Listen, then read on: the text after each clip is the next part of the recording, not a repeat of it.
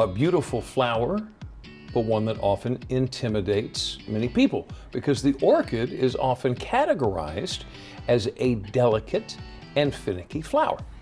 Now, we're here to tell you to take everything that you think you know about the orchid, toss it out. Why? Here's why. Gardening expert Ginny Rosenkrantz with the University of Maryland Extension. Thank you so much for joining us this afternoon. Thanks for having me, and my new friends. And your new friends. Yes. So I'm kind of stupid on this. An orchid is considered finicky. Is it tough to?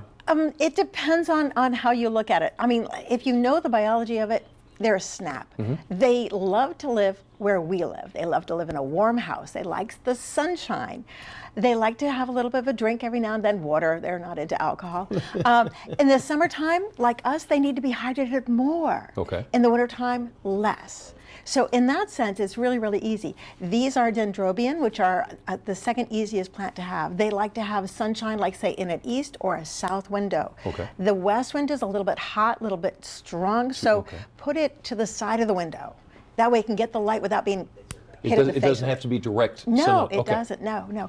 And like I said, you know, in the summertime, one of the neat things you can do is you can take the plant and just put it right in the sink and let it just soak in the sink, and then take it out and just let it dry.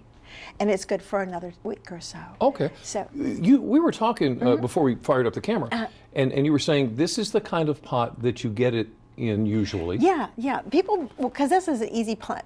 You know, people can go ahead and get it. The potting soil is right there. It's easy to take with you. It's light and all that kind of stuff. Right. But when you repot it, and you should never repot it until it's finished blooming like this one has, you want to repot it in a planter that has lots of air holes. Because these guys actually, in the wild, they grow on a tree.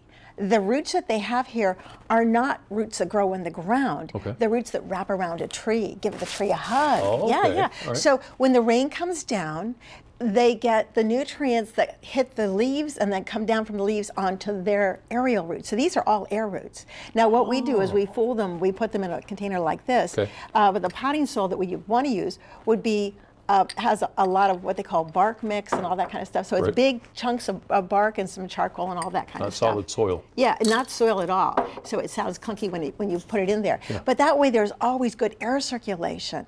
And we want to have the roots there just because these things can get big, and you want to make sure that they're not going to tip over. So we can actually do this, and I'm sorry, I'm running out of time real quick. I see you have your clippers. What are we doing with the clippers? Okay, well the thing with the clippers is I would say once they finish blooming, like this guy has finished blooming, so what I would want to do is go ahead and just take it off.